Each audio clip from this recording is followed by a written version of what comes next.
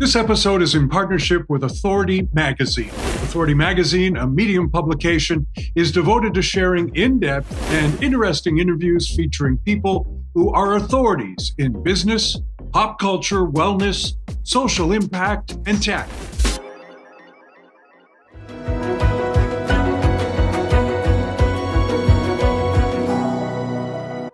David Hoffman joins us today from Charlotte, North Carolina, and while he sells homes for a living, it's what's on the inside that counts.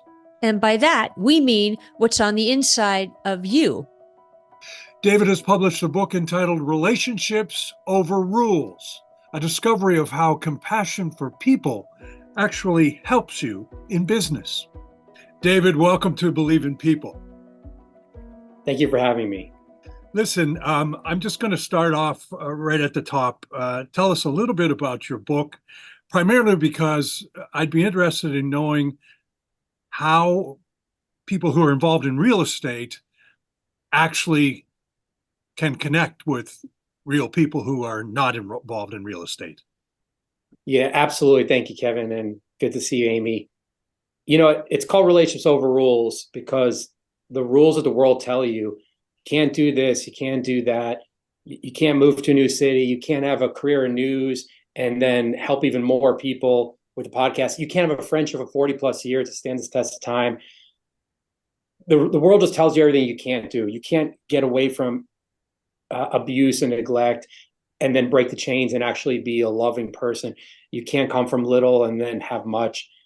I just want to encourage people that the relationships that are put in your life, just like yours. I mean, the fact that the two of you have stayed in touch and have had an authentic relationship for 40 plus years, that's unheard of in today's day and age of chasing the next dollar and transaction and moving and social media. And well, you haven't done anything for me last Tuesday, so why are we keeping a relationship? So I'm in real estate, guys, but this book is essentially for anyone who either has come from a hard time, either as a child or last week, and or for anyone who has a dream or knows the purpose of their life, but they're being told, no, you missed your chance. You're too old. You're too this. You're too that. Your past is defining you, which it does not. So it really does cover almost everyone.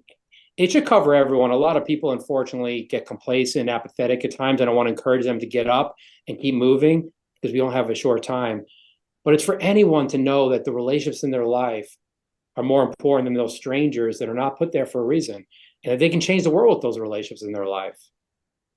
And actually so Relationship Over Rules. So that's your book, and it's really fascinating. I want to know, was that the motivation for you because you came from, and I read this from your bio, that you faced childhood hardships and bullying. And so this is really important to our viewers and listeners because that happens more often than not, very sadly.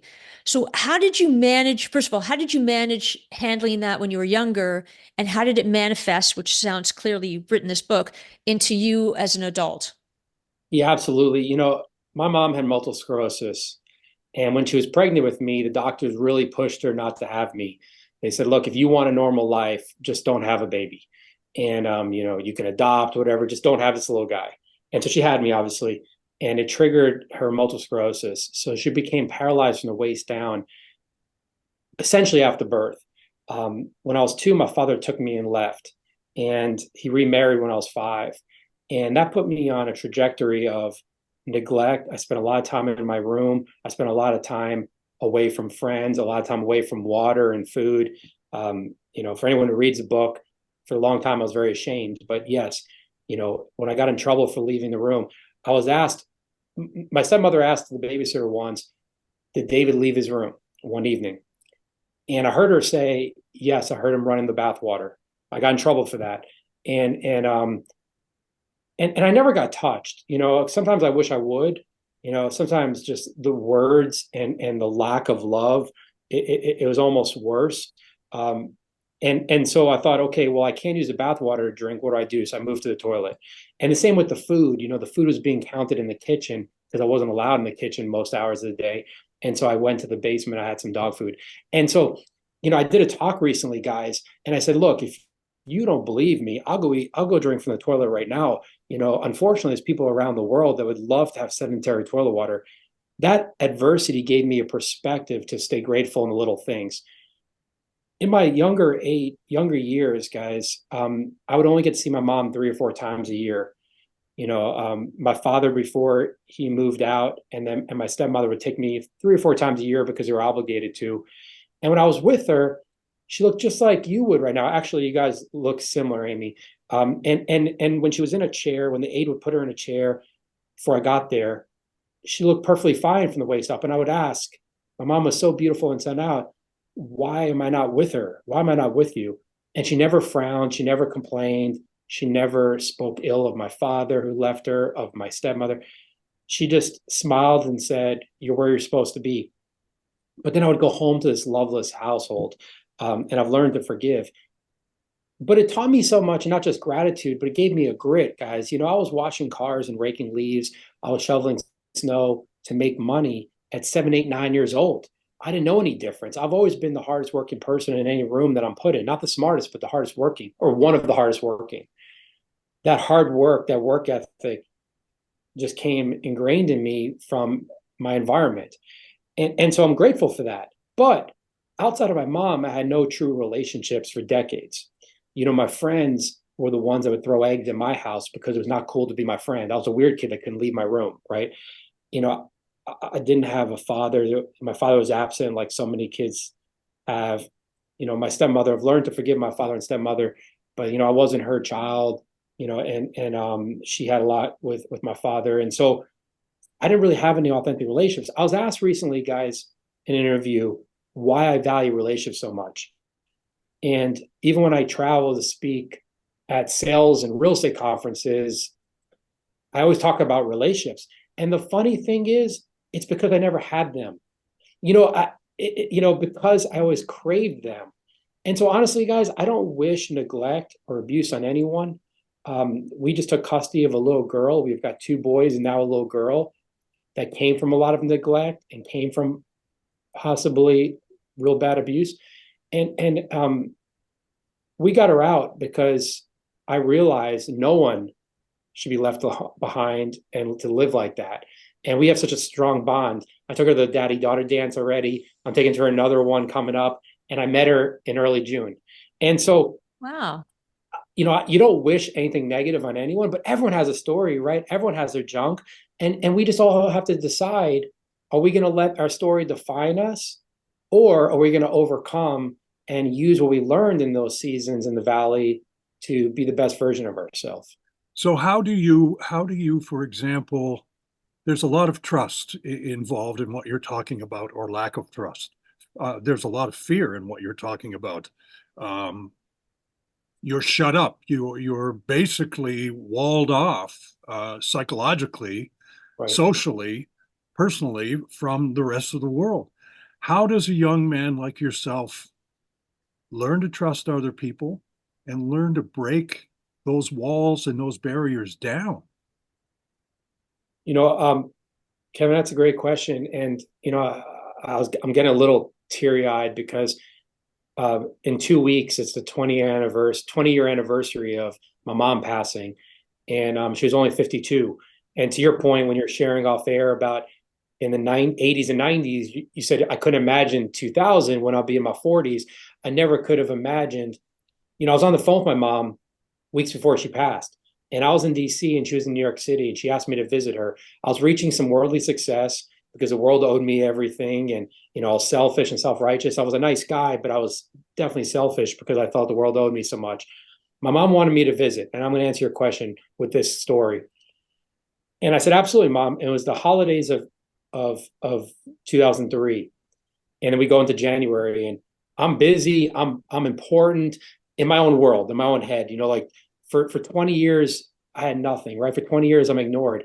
And so now I went the other end. Now I'm taking up every friendship I can. I'm taking every job, every opportunity. I was becoming a sports agent. I was an economist.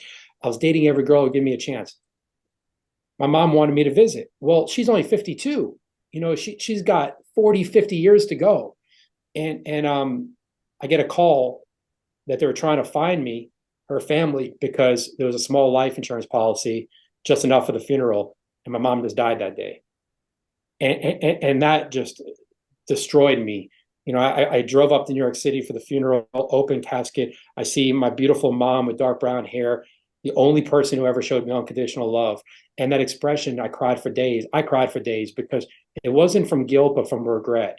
I regretted the one person who was always there for me. She sacrificed her life in 1979 for me. And then every day after that, and I didn't get to say goodbye because I didn't know how sick she was. Um, you know, that's my one regret in life. I don't want a second. And so, rewinding to answer your question, how does a young man overcome neglect and almost imprisonment? I think while I was in it, I didn't know any different. You know, I see my friends going to the ball field and the mall, and I'm seeing my mom a few times a year. But I was also being told a lot of stories, you know, and you know that I was being protected and safe and almost like captive, and so I didn't realize how bad it was until I was an adult. And so then I move out of my house and have these years where I'm self-righteous and self-absorbed. And so I didn't realize any of this until after my mom died. So after my mom died, then I look back and I'm wow, like my childhood really did a number on me. And it's not okay. And so there's so much more to the story, but Kevin, the best answer I can give you is that adversity, while you don't know it while you're going through it, you know, it's just like a domestic. I used to be on a board for domestic violence, and the woman who's a survivor, she finds out, she realizes that's not okay. Unfortunately, so many are victims that don't get out, you know, and so I'm thankful that I got out, even though I was never touched. I'm thankful for what I faced because I look back and I'm like, you couldn't have taught me the work ethic at 8 years old to go run a business. You couldn't teach me that I can live on boil water and I don't need fancy meals. I don't need lots of money. I don't need lots of stuff. You couldn't teach me unconditional love. The fact that I value relationships so much today is because I never had them. If I Yeah. had all these relationships, you know, I worry about my kids sometimes, guys. We all want to give the next generation more than we had. And my two boys and now my little girl, you know, they have more than I ever can imagine. And I almost worry about that.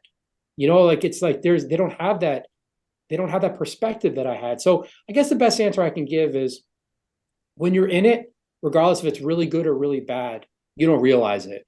I don't No. think on either end of the spectrum, guys, when it's beautiful and it's glorious and you have more than you deserve, I don't think you realize it until you lose it, right? Like so many marriages have gone south because you take advantage of your spouse because they're never going anywhere and you have a snare to compare. You look at your neighbor and you look at your friend's wife or husband and you're like, why doesn't she tell me these nice things? Why doesn't he do these things? Why doesn't he pay attention? You know, that's just human nature. That's a lot of the rules of the world. I mean, the rules of the world tell you everything that should be. And so for me, I genuinely believe what I'm about to tell you.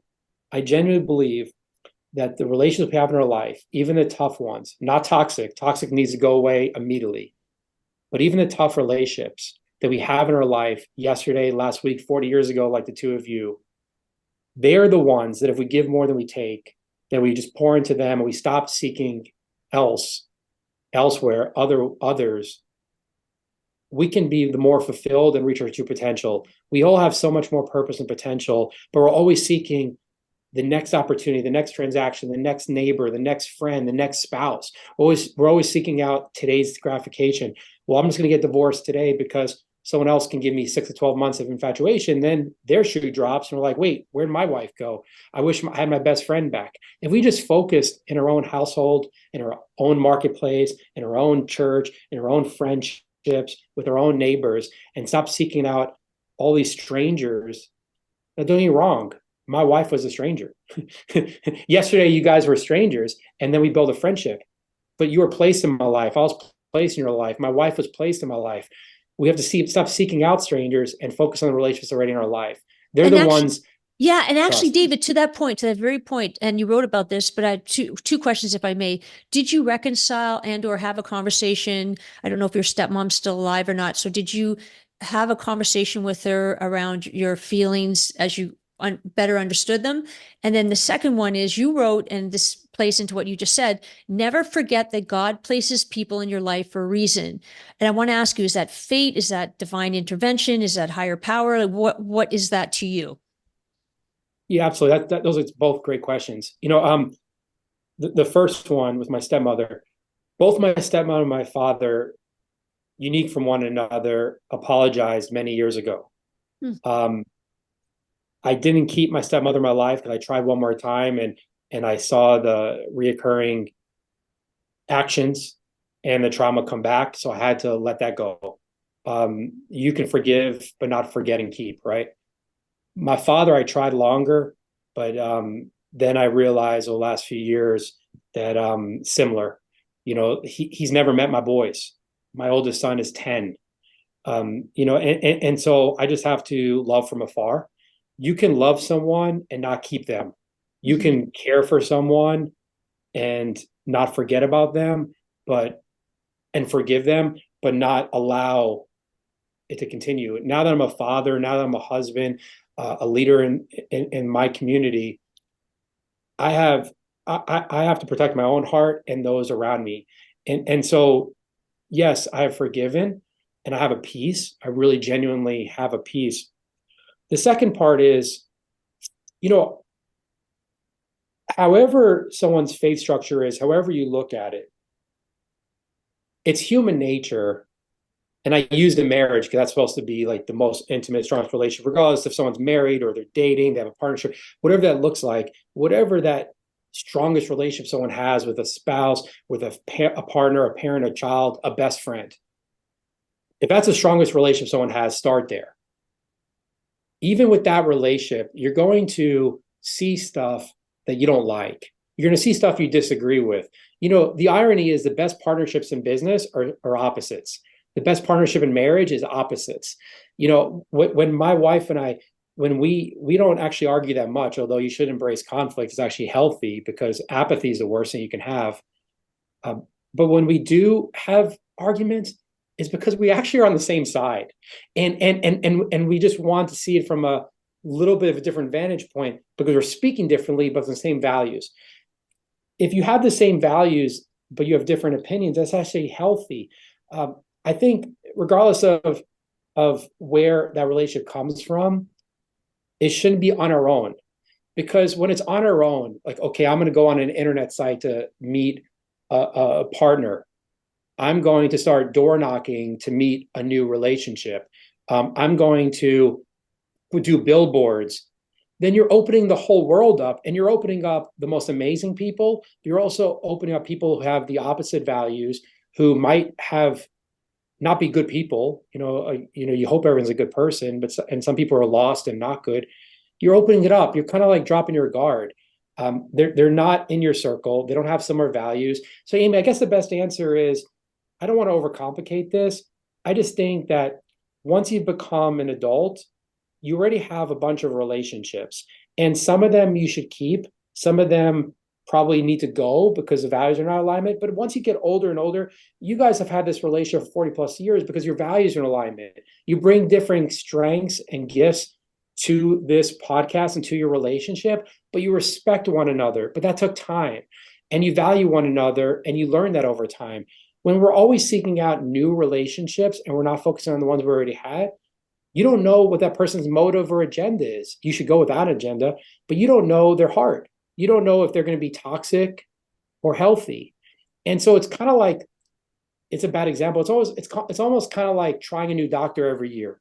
Like, well, this doctor didn't tell me exactly what I wanted to hear. I kind of want that doctor that's going to tell me I'm in great shape. I kind of want that doctor to tell me I don't have a brain tumor, I have a headache. I kind of want that doctor. That's not healthy. You want the doctor who gets to know you inside and out, knows your history, knows what you say and don't say, knows that no news is news, knows your heart literally and figuratively, knows your past. You know what I mean? Like, it takes time. And if we're always looking for that instant gratification, we're never going to build deep, genuine relationships, and we're going to hurt our heart. We're not going to protect our heart with people that value us. How does this translate? Because you're very successful business-wise in terms of the real estate industry. How did this epiphany of yours that happened after you managed to break away from your childhood, how does that translate into what you do for a living? Because I used the word trust earlier. If someone's going to sell you a house, you've got to trust that person to do that. Um, has this assisted you in the success Yeah. you've had? Kevin, absolutely.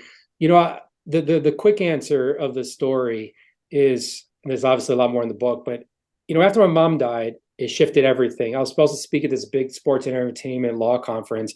I was working on becoming a sports agent as an economist, and the same day of the talk that I was going to give was an MS walk, and my friends remind me that I picked the walk over the talk, and so that pivoted me You to picked the Charlotte, North talk over Carolina. the walk. Yeah, I picked the talk over the walk. I picked the Yeah. MS. I picked the walk of the, I'm sorry, I picked the walk over the talk. Oh, you did? Okay. Yeah, I picked the walk over the talk. So I picked the MS walk in memory of my mom, who just passed a few months earlier, over this amazing talk with all these agents and athletes, that appreciated me because of some work I had done for them. Long story short, it moved me to moving to Charlotte, North Carolina. I was chasing a girl who had broken up with me after my mom died. She thought I was moving too fast. So I was driving my car. To answer your question, I'm driving my car to Charlotte, North Carolina. I know no one in Charlotte, North Carolina, except for my real estate agent who's not going to try to help me. Well, my friend said, "Hey, if you're not going to be a sports agent, if you're going to change careers, because that kind of picking the walk over the talk, it kind of told me I'm going to change because I kind of burned some bridges, which never done again. But I'm glad I did." They said, "Well, you love people." It's because I never had any. "And you love real estate," because this was 2004, guys, right? So 2004, use access checks to buy houses, like Oprah style. You get a house, you get a house. It was just easy to buy homes, and so I wasn't that smart. I didn't know that much about real estate, but they said you should get into real estate. And I'd like to say I was really smart to move to Charlotte, which is a healthy market, but I think I was chasing someone, and I'm not married to her, but I did chase her, and we actually got together. But when I was driving down to Charlotte, I'm thinking to myself, "David, what are you doing? You're driving to a new part of the country. You know no one there. All your friends are back home. Your career is back home. Your potential for success is back home. What are you doing in Charlotte, North Carolina?" And I'm driving down to Charlotte, and I started thinking, you know what? I'm going to be the friend that I never had. I'm going to give someone so much more than I could ever take. I'm going to fight for them. I'm going to be their friend. But I need to be the expert. I can't fake it till I make it. You're not a real friend if you're not the expert in your field. You're not the real friend if you don't know what your friend needs, if you don't communicate their way, if you don't meet them where they are. If your friend is struggling, they don't care much, they need you. And I'm driving to Charlotte. I've got a long time in my car from DC. And I started thinking, you know what? I need to be present. I need to be the dad I never had. I need to be the husband my mom didn't have. And so these three principles came to me back in 2005 of be the friend, be the expert, be present. They're in the book. They're up in our wall in our main space for our office. And so in real estate, I moved to Charlotte in May of 2005, and I sold 46 homes my first year, and it was like city records. And I was like this young 25-year-old who knew no one. I knew nothing about real estate. I knew nothing about Charlotte, and I knew no one, guys. But when I met someone, I focused on the friendship. But when they dropped their guard, they realized that I was the expert in real estate, or I was becoming the expert. And I always made sure I was present. You guys were on time for this call. I was on time. You were present. I'm present. Like, I want you to know that this means so much to me. And so starting from my first day in 2005, if I didn't have an answer, I got it. I was never going to fake it till I make it. Starting from my first day in 2005, if someone gave me a chance to build one friendship, I was going to give them everything I got. I was going to be present in their lives. I was going to help them find the job. I was going to make a matchmaking relationship if they had an interest in a young man or woman. If someone in their family needed to go to a school, I was going to do everything I could. I was going to focus on the brokers in town to build those relationships. And so I very quickly were building relationships and earning trust, Kevin. And so being a friend's not enough. They need to know that you care first. But if you can't add value, then are you really being a good friend? And if you don't have time for them because you're not present, or you're distracted or discouraged, or you have too much on your plate. And so those three guiding principles have helped me over the last 20 years immensely. And so in real estate, and there's 15,000 realtors in our market. And but I think if someone says, "Tell me about David or his firm," they're going to say they care. They're going to give more than they take as the expert. They're not going to just fake it and make it. And they're going to give you their time. And don't get me wrong, I don't want to overcommit. Just like you guys have a 3 to 6 month runway, just like the plane has a runway, I have a runway. I have a standard. I respond before my next meal. I'm not going to jump when someone calls because I'm ready to do something else. But before I go to breakfast, I'm going to return calls or lunch or dinner so that they can go to their meal, not thinking that they're not important enough. And I can go to my meal, not distracted that I have to return a call. So yeah, all the experiences of my life, guys, have blessed me so much today to be grateful for my wife and my kids, grateful for this podcast interview, meeting you guys. I go into every relationship as a 44-year-old man, not expecting anything. I learned a long time ago to keep my standards high and my expectations of others low. I had a mentor in real estate who saw how disappointed I was in a transaction that I was sharing. And he said, David, you have to remember, you can't expect others to live up to your own expectations of yourself.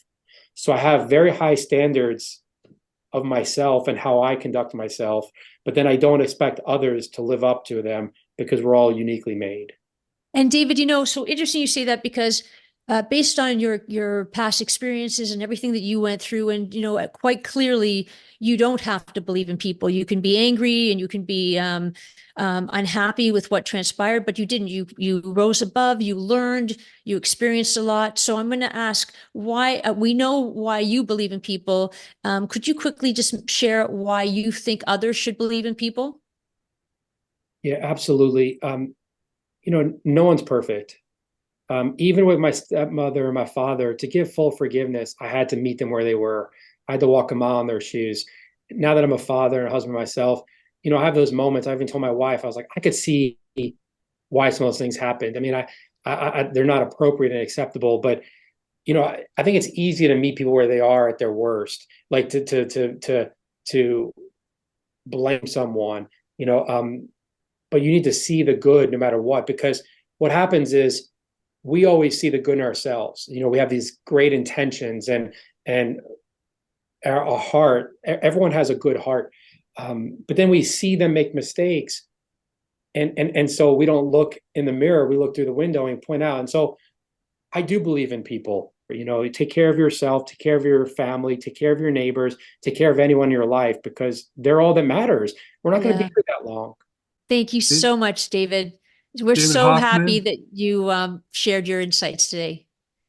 David Hoffman, the book is Relationships Over Rules. And the bottom line is you've got to be in relationships all the time. And they're very rewarding as well. Thank you for spending a half hour with us, David.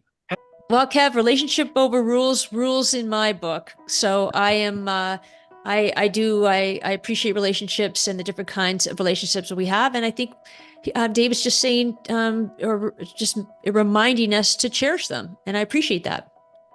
Yes, and if you want to continue your relationship with interesting and people who still have hope in this world, please subscribe to our podcast, Believe in People. See you again next week. Thank you.